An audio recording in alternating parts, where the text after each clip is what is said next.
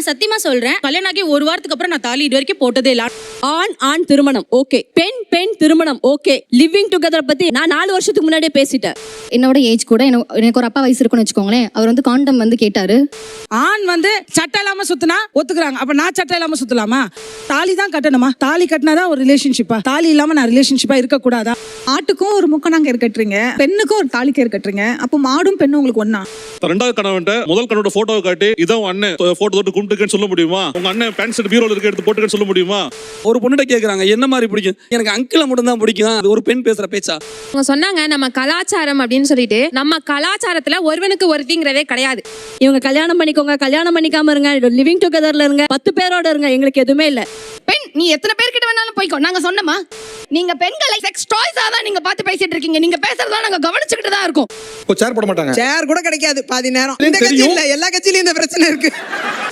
நான் வேணா கருப்பா இருக்கலாம், என்கிட்ட கருப்பு பணம் கிடையாது. என் சுருட்டு தலை வேணா சுருட்டியா இருக்கலாம், நான் எதையும் சுருட்டுனது கிடையாது. எப்படி இருக்கு? கிளாப் பண்ணுங்கப்பா, நல்லா இல்லையா அது? பாட்டி அம்மா அவங்களுக்குலாம் கிடைக்காத சுதந்திரம் எனக்கு கிடைச்சிருக்கு அப்படின்னு நீங்க நினைச்சீங்கன்னா என்ன விஷயம் சொல்லுவீங்க? நீங்க எதையுமே கேட்க வேணாம், எல்லாத்தையும் நானே சொல்லிடுறேன். என் பாட்டி வந்துட்டு 7 வயசுலயே கல்யாணம் பண்ணிட்டாங்க. 7 வயசுலயே வந்து என் பாட்டிக்கு கல்யாணம் பண்ணிட்டாங்க. பாட்டிக்கு 10 குழந்தைங்க. யோ சும்மாரியா, கண்ணு பற்ற போகுது. அப்புறம் பிரசவத்துக்கு போயிருக்கிற என் பொண்டாட்டிக்கு ஏதாச்சும் ஒண்ணு கிடக்கணும். அப்பெல்லாம் வந்து எனக்கு தெரிஞ்சு அந்த பெண்களுக்கு வந்து கஷ்டம், இத்தனை குழந்தைங்களை பெத்துக்கிறது ரொம்ப ரொம்ப கஷ்டம். அதுக்கான ஒரு சுதந்திரமே இல்லாம இருந்துச்சு இல்லையா பாட்டி காலத்துல. உனக்கு எத்தனை குழந்தைங்க பாட்டி? மொத்தம் ஜாத்தவன சேர்த்து 12 குழந்தை எனக்கு. எங்க அம்மாக்கு வந்து 13 வயசுலயே கல்யாணம் பண்ணி கொடுத்துட்டாங்க. நான் வந்துட்டு 27 வயசுல கல்யாணம் பண்ணிக்கிட்டேன். ஓகே, 7 13 ஆச்சு, 13 27. அதுவே வந்து ஒரு அந்த ஜெனரேஷன்ல இது முன்னேற்றம்னு சொல்லலாம். ஓஹோ ஆமா. இப்ப இருக்கிற ஜென்ரேஷன்ல இந்த மாதிரி மாடர்ன் ட்ரெஸ் போடணும்னு ரொம்ப ஆசை. பட் என் அம்மா வீட்டு சைட்ல எனக்கு அலோவ் பண்ணல. மாமியார் வீட்டுல சைட்ல தான் எனக்கு இது அலோவ் பண்றது. கண்ணில் மை வச்சா கூட எங்க அப்பாவுக்கு பிடிக்காது, ஆனா எனக்கு ரொம்ப பிடிக்கும். பட் அலோவ் பண்ணல. ஆனா என் மாமியார் வீட்டு சைட்ல எனக்கு ஐலைனர்ல இருந்து மைல இருந்து எல்லாமே, இந்த ட்ரெஸ் முதல் கொண்டு எல்லாமே எங்க மாமியார் தான் எனக்கு வாங்கி கொடுத்துறாங்க. ஆமா, குணத்துல தங்கம்டா. எல்லாமே அவங்க தான் எனக்கு வாங்கி தருவாங்க. ஸோ நான் இன்னைக்கு காலேஜ் போறேன்னா, காலேஜ் போகும்போது ஏன் மை வச்சுட்டு போகலன்னு அவங்க எனக்கு ரிமெம்பர் பண்ணுவாங்க. ஓ, காலேஜ் படிக்கிறீங்க? ஆமா. சூப்பர். ஆமா, நீ எந்த college? Pachaiyappa sir, Pachaiyappa college. இப்போ இந்த பக்கத்துல நீங்க பர்சனலைஸ்டா என்னோட அம்மாக்கும் என்னோட பாட்டிக்கும் கிடைக்காத ஒரு விஷயம் எனக்கு கிடைச்சிருக்கு, பர்சனலைஸ்டா ஃபீல் ஆகிற ஒரு விஷயம் இருக்கும்ல, அது என்ன? என் பேரு ஸ்வாதி, நான் ஒரு செக்ஸ் எஜுகேட்டர். அப்படியா? இல்ல, ஆக்சுவலா குறிப்பிட வேண்டிய விஷயம் என்ன அப்படின்னா, கடந்த தலைமுறையில யாராவது ஒருத்தர் வந்து செக்ஸ் எஜுகேட்டர் அப்படிங்கறத வந்து ஓப்பன் ஃபாரம்ல சொல்ல முடியுமானா தெரியல. இன் கேஸ் அந்த ப்ரொஃபஷன் வந்திருப்பாங்கன்னு கூட எனக்கு தெரியல. பட் ஆனா இன்னைக்கு அப்படி ஒரு ஃபோரம்ல ஓப்பன் ஃபோரம்ல நான் செக்ஸ் எஜுகேட்டரா இருக்கிறேன் அப்படிங்கிற ப்ரொஃபஷனை சொல்றது ஒரு மகிழ்ச்சிகர விஷயம் தான், ப்ரௌடான ஒரு விஷயம் தான் actually. By the by, thank you. இன்னைக்கு வந்து சுதந்திரத்தை இவங்க வந்து அத்துமீறாங்க, எல்லை மீறி போறாங்க அப்படின்னு என்ன சொல்வீங்க? பல இருக்குதே, எதை சொல்றது? லிவிங் டுகெதர் ரிலேஷன்ஷிப் இப்போ ரொம்ப காமனா ஆகிட்டு இருக்கு. அதுக்கும் நம்ம கலாச்சாரத்துக்கும் சம்பந்தமே இல்லை. நம்ம கலாச்சாரத்துக்கு அது ஒத்து வராது. ஏன்னா இதெல்லாம் தமிழ்நாட்டோட கலாச்சாரம்டா.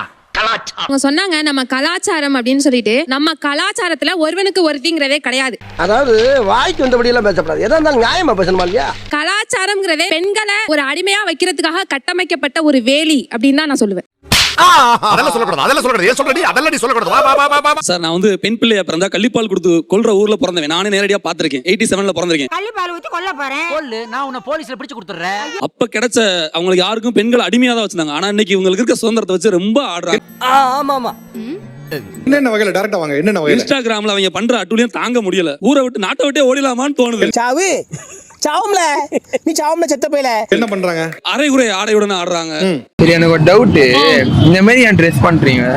ஏன் இஷ்டம்? மைக்க புடிச்சிட்டு இந்த பீச்ல பேசுவாங்க, கேட்டுப்பாங்க. ஒரு பொண்ணுட்ட கேக்குறாங்க என்ன மாதிரி பிடிக்கும், எனக்கு அப்படி இருந்தா பிடிக்கும், எனக்கு அங்கிள மட்டும் தான் பிடிக்கும், இளைஞரே பிடிக்காது.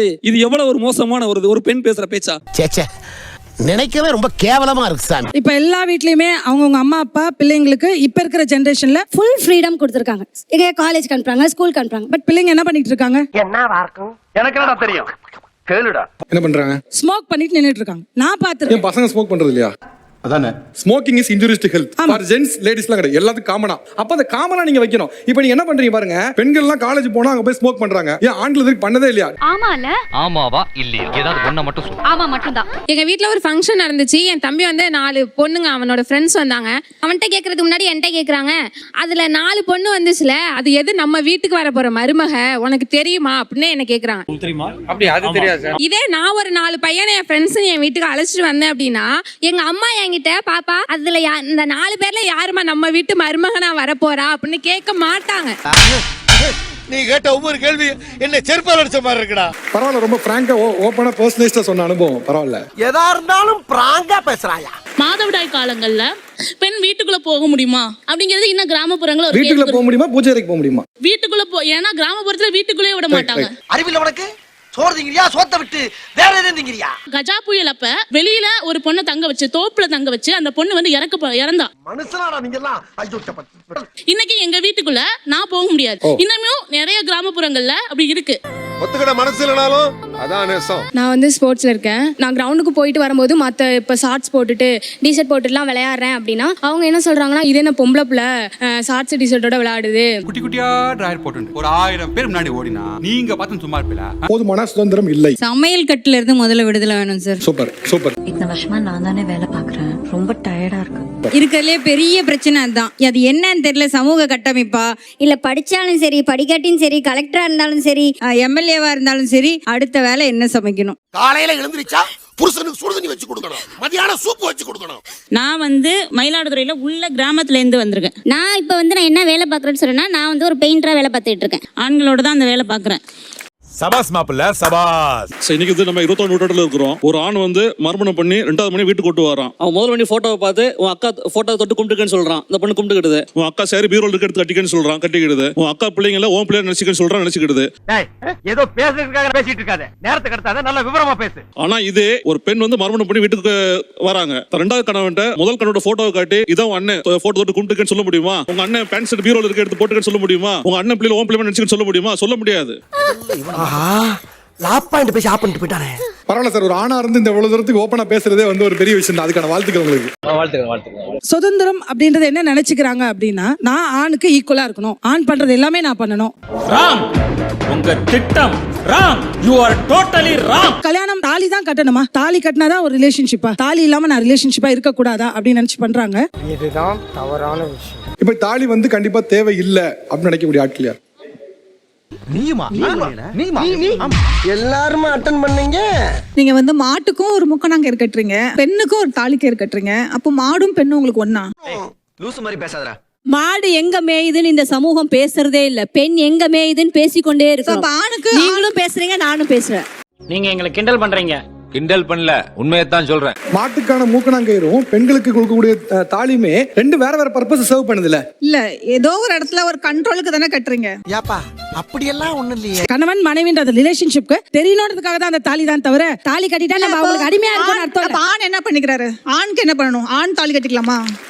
எப்படித்தான் யோசிக்கிறாங்களோ. இப்ப நீங்க சொன்ன பாயிண்ட்டுக்கு வர, இப்ப நிறைய பேர் சுதந்திரம்னா என்ன நினைச்சிட்டு இருக்காங்கன்னா பெண்களுக்கான சுதந்திரம் என்ன நினைச்சிட்டு இருக்காங்கன்னா ஆண் வந்து சட்டை இல்லாம சுத்தினா ஒத்துக்குறாங்க. அப்ப நான் சட்டை இல்லாம சுத்தலாமா? கரெக்ட், நியாயமான பேச்சுப்பா.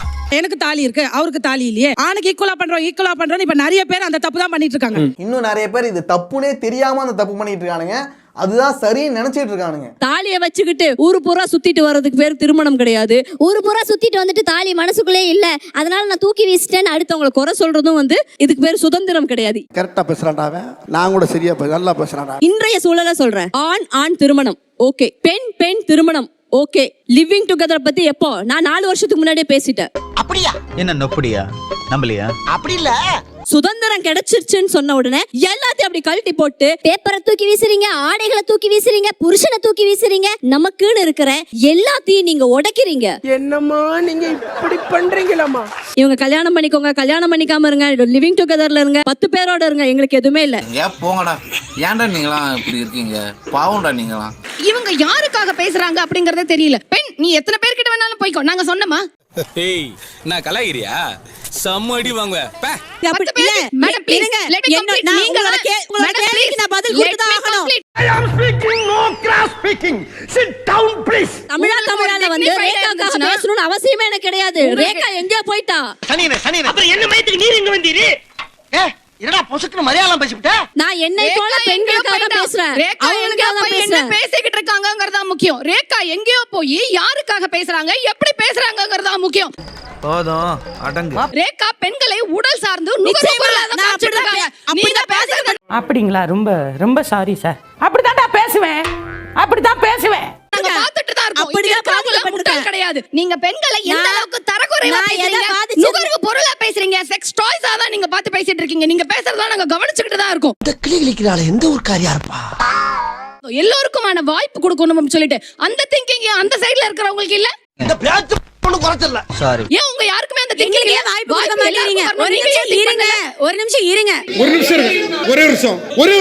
ஒரே ஒரு நிமிஷம். நீங்க சொல்றத பொறுமையா சொல்லலாம். எங்க எல்லாருக்குமே காது கேட்கும். நீங்க வந்து ரொம்ப ஆர்ஷலா என்கிட்ட பேச வேணாம். அப்புறம் எதுக்கு எடுத்தாலும் ஹேன்னு கூவிக்கிட்டு இருக்க. பேசக்கூடாதுன்னு நீங்க சொல்றீங்கல்ல, பொறுமையா பேசுங்க. பேசக்கூடாதுன்னு நீங்க சொல்றீங்க. என்னோட எமோஷனல் கண்ட்ரோல் பண்ணணும், நான் இப்படிதான் பேசணும்ங்கற ரூல்ஸ் உங்களுக்கு யார் கொடுத்தது? ரைட்ஸ் உங்களுக்கு யார் கொடுத்தது? நான் எமோஷனல் ஆகலாம், சத்தமா பேசலாம், அதையே கேட்கக்கூடிய சிந்தனை உங்களுக்கு இல்ல. அது உங்களுக்கு தான் இல்ல. எனக்கு இருக்கனால தான் நீங்க சொல்றீங்க. இல்ல இல்ல யாருமே பேசல. இப்பவாது ரெண்டு வார்த்தை பேசுங்கயா. நீங்க என்ன சொல்றீங்கன்னா தாலின்றது வந்து ஒரு நல்ல ஒரு பாண்டிங்க வந்து இன்னொரு ஸ்டெப்புக்கு கொண்டு போகுது அப்படின்னு. ஆனா சத்தியமா சொல்றேன், கல்யாணம் ஆகி ஒரு வாரத்துக்கு அப்புறம் நான் தாலி இது வரைக்கும் போட்டதே இல்லை. ஆனா எனக்கும் என் ஹஸ்பண்டுக்கும் நடுவில் பாண்டிங் நல்லா இருக்கு. நீ லோல் பட்டு லொங்கா தான் போவ. உன்னை புடிச்சது விடாது, தொத்தின்னு பின்னாலே வரும். நான் இன்னைக்கு கார்ல வரச்சே என்னோட டிரைவர் சொல்றாரு, நான் வந்து டாக்ஸி ஓட்டுறேன் மேடம். என்ன ஆகுதுன்னா நைட்ல வரச்சே பப்ல பொண்ணுங்களை குடிச்சிட்டு டாக்ஸி புக் பண்றாங்க. நாங்க அவங்கள கூட்டிட்டு போய் சேஃபா வீட்ல விடுறோம். அந்த லெவலுக்கு சுதந்திரம் வந்துடுச்சு.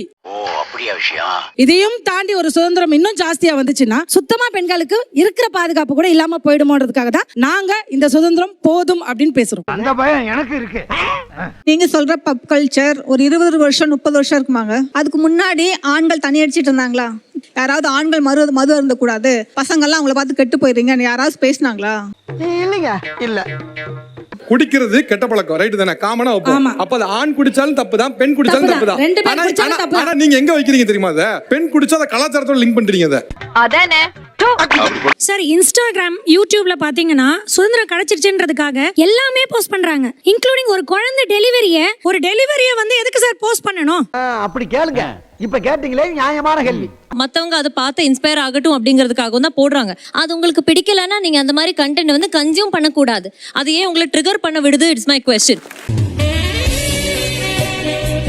என் பொண்ணு கூட பர்த் வீடியோஸ் பாத்துருக்கா. எனக்கு நேச்சுரல் பர்த் ஆச்சு. நதிங் ராங் இன் இட் அப்படிங்க. Nothing wrong in it. Very good, very good. So அது பாக்கும்போது என் பொண்ணு கூட பார்த்து சொல்றாங்க, அம்மா இந்த மாதிரி தான் எனக்கு குழந்தை பிறக்கணும். சொல்லவே இல்ல, கேட்கவே இல்லையா?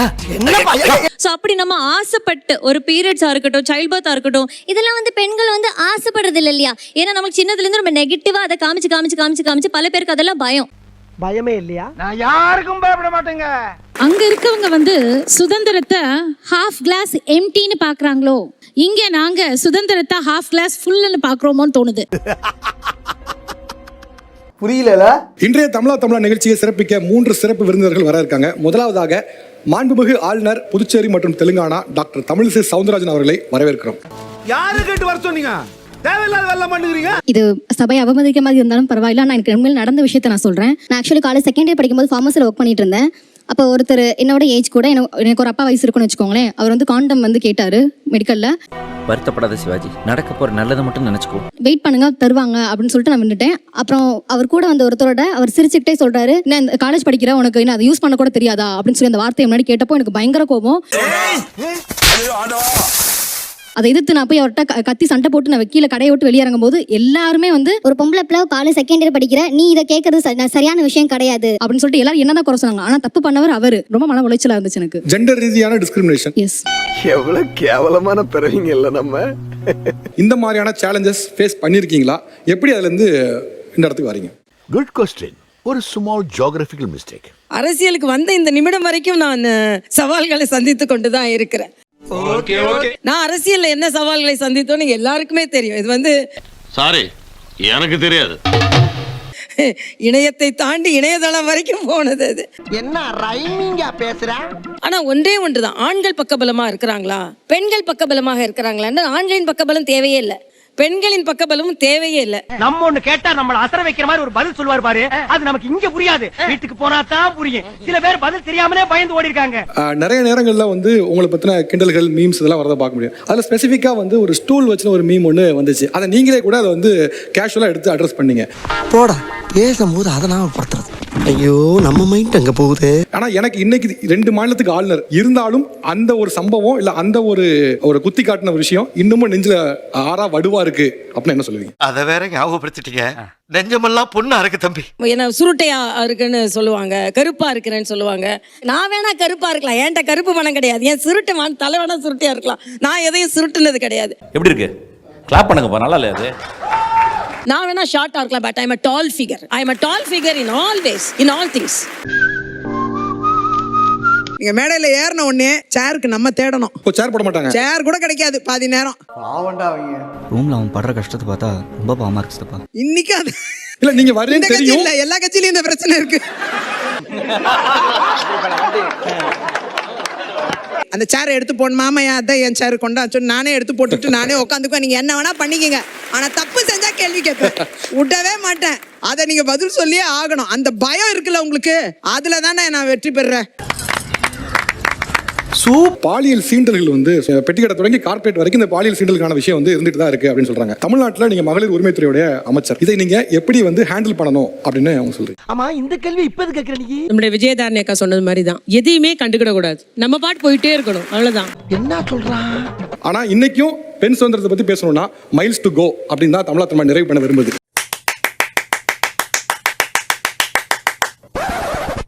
மீண்டும் ஒரு தமிழக நிகழ்ச்சியில் சந்திப்போம். நன்றி, வணக்கம்.